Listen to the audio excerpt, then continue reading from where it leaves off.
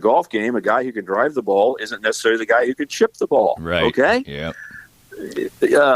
But he makes all the short field goals, so I don't know. This is a golf thing too, because it's obviously a little bit in his head. That's just got to be it. You're supposed to make every extra point, and he isn't. But let's leave that for another day. You mentioned maybe it's the par putt. Maybe yeah. The pressure on a par putt for a pro seems to be so much greater than a birdie. Than if he's a birdie and it's the same exact putt. Right. I think maybe that gets in his head, Danny, that you can't miss these. Right. I think that might be the case. You mentioned Atlanta and investing in the running game. Well, the Chiefs just seem to, have things happen their way. Atlanta has a great offensive line filled with high draft choices, and lo and behold, by the time the first quarter is over, 2 of them are in the medical tent. Including the center. Right. Okay, and I heard Bill Belichick. Man, we are so lucky that Nick Saban and Bill Belichick retired, Danny. I know you love broadcasting and talking about those things. Those 2 guys are naturals and killing it with their information. Bill Belichick came out and talked about how the center is the most important position on the offensive line, that he's in connection with the quarterback, he's communicating with everybody on the offensive line.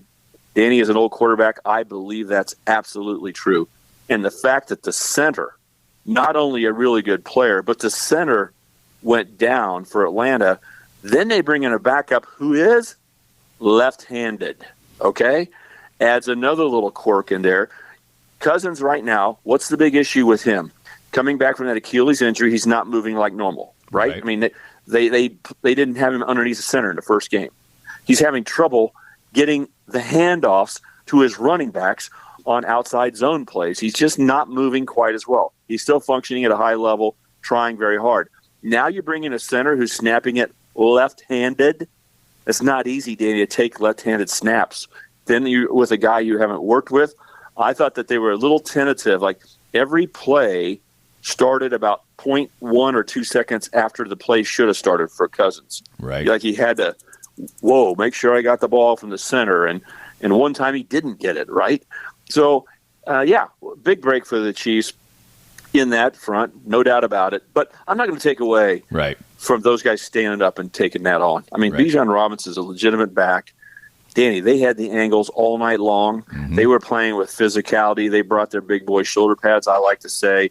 Bolton, hasn't had the best season so far. He's battling his back injury, but he was out there rocking people. But mainly Steve Spagnuolo just saying, I dare you to pass the ball. I know you want to run to beat us. That's the simplest way to beat us.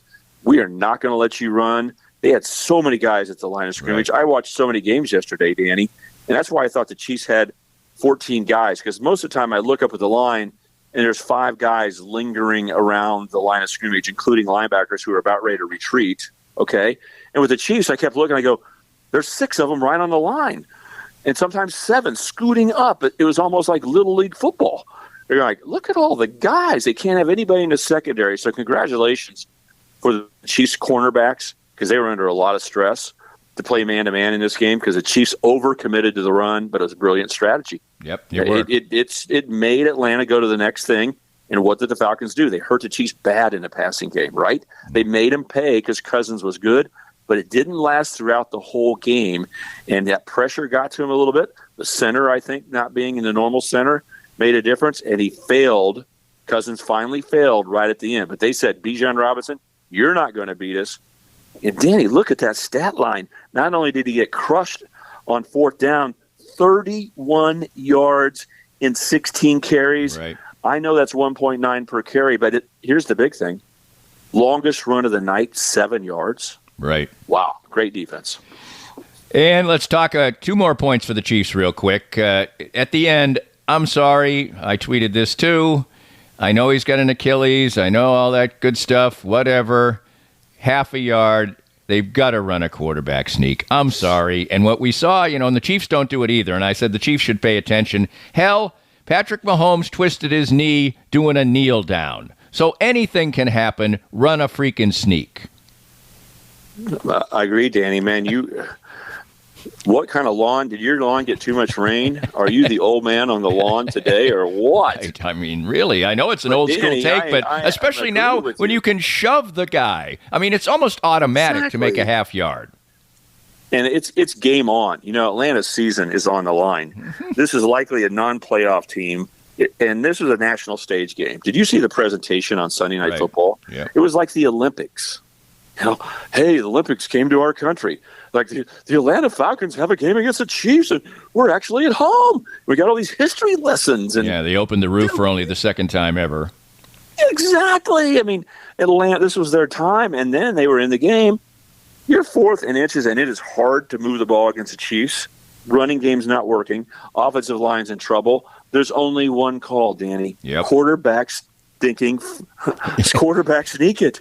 Yep. You got to. Yep. Kirk Cousins, the season ain't going to matter the rest of the year if you don't get this win. I mean, you're just going to fall back into the 8-9, 9-8 type of team probably. They had their chance to beat the Chiefs on national TV, and they don't quarterback sneak it. I agree with you 100%, and I am not even going to criticize you on the Patrick Mahomes statement because, Tom Brady quarterback sneak the ball all the time. Yes. Just because it happened once, I mean, this would be like continuing continuing to play the lottery if you won $5 billion. Exactly. I did win $2,000 one time, Danny, so I know I'm going to win. Okay. Yeah, anyway. it is ridiculous, and the Chiefs. The biggest weakness the Chiefs have on offense short is yardage. Third and short. I know.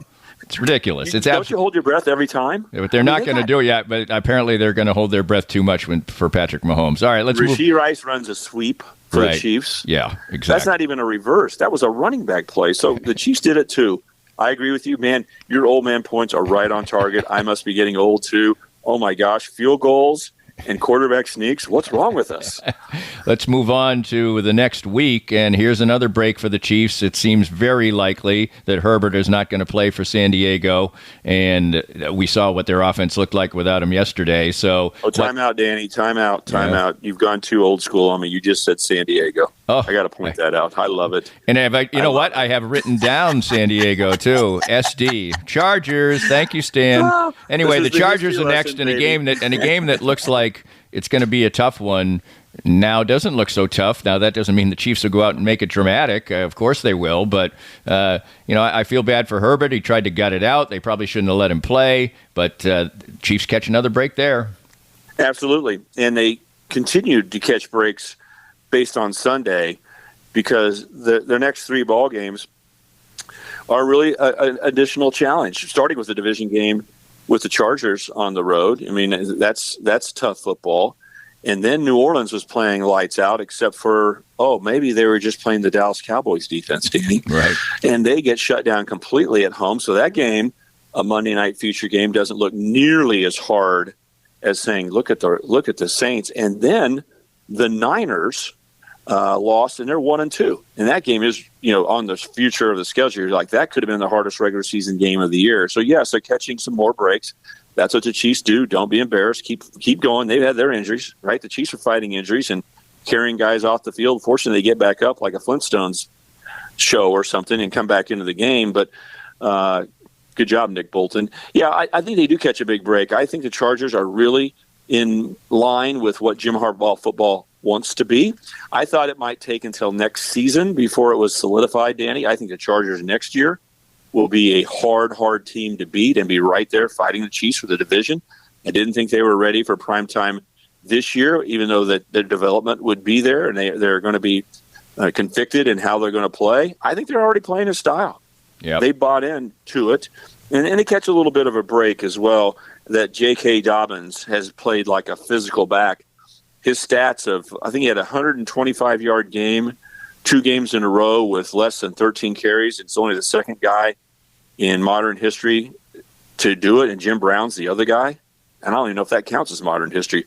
I'll say the NFL, can't even say Super Bowl era. Jim Brown was before that. So Dobbins is playing really well. The Chargers are playing good football, but I do believe that Herbert is needed for them to be really the legitimate threat that they could be to the Chiefs. If Herbert were healthy enough to finish the Steelers game and play the way he did then and be ready for this week's game, then I think we'd have a war on our hands, Danny. Division games are harder. The Chargers are really looking forward to the battle with the Chiefs. Remember, if you listen to me talk, Danny, and you and I have talked about this, I thought, and I said this early in the last 3 years, that their coaching, their head coach was awful. Right. And the difference between having a soft little head coach and Jim Harbaugh is night and day. So the Chargers have been kind of cute and feisty and interesting and something the Chiefs had to deal with, but really they weren't tough. This version of the Chargers would have been a new first time, let's go Chiefs. It would have been everything you can imagine. I think the Chargers will fight. They'll try to drain the clock by running the game, but their quarterback play is so different when they go to their backup. The difference between Justin Herbert and Taylor Heineke, who's only been there a month, or Easton Stick, who's a kid who played at North Dakota State before going to the NFL. The difference between Herbert and them is a lot, and they put a lot of pressure on the quarterback. You might say they take the pressure off when you run the ball, Danny. That's not true.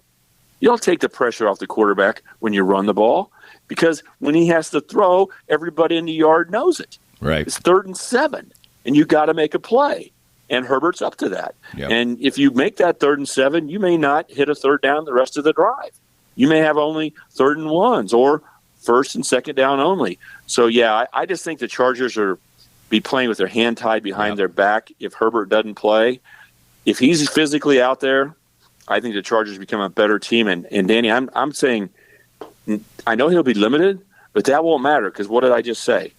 Can he throw the ball accurately on 3rd down? That's all they need from him. He can hand off otherwise. And the Chargers are going to fight the Chiefs. Division games are tough. Really looking forward to this game. These games are fun, especially when the better team, the defending champions, on the road. Love seeing this type of game, and I know there'll be a lot of Chiefs fans. Will the Chiefs cover the arena as well as the 49ers fans did yesterday? Probably. Because they're playing in the same stadium where the Niners had, 2/3 to 1/3 against the Rams in the Rams/Chargers stadium. Let's go Chiefs. Yeah, we'll see. Let's move on to the colleges now. We don't have a heck of a lot of time, but we're not going to short shrift them either. Wasn't a great weekend. We almost had the bad sweep, only a missed kick. Well, it would have gone to another overtime. Maybe Vanderbilt wouldn't have won. Saves Missouri. Their performance wasn't very good. Brady Cook is really kind of off to a slow start. He's emulating Patrick Mahomes, I guess, a little bit after last season. But the Tigers head into the bye week. They've won all the games. They survived Vanderbilt. It wasn't supposed to be that close, but they got it.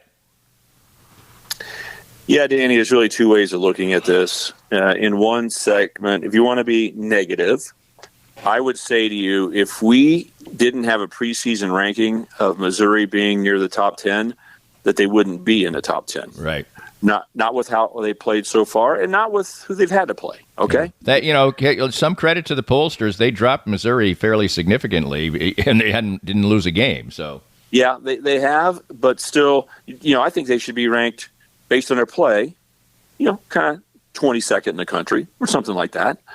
So they have a lot to prove. If you want to be negative, but if you want to be positive and a little more fair, it's not easy to win, and they've won games. They were behind 14-3 against a feisty BC team, and they fought back and won. What was one of the question marks for me? I'll give you a couple things, Danny, to be positive about. New defensive coordinator. Defense seems to be functioning at a high level. Running game. How is the running game going to be this year? How is the offensive line going to come off the ball after being very, very good last year? And a new running back. You lose the SEC's leading rusher. So you can't just take for granted. You got a couple of transfer guys trying to find their way and take turns with each other. And those guys are functioning at a high level. They ran the ball well against Vanderbilt. So in a sense, two of the big questions going into the season have been check mark, very positive.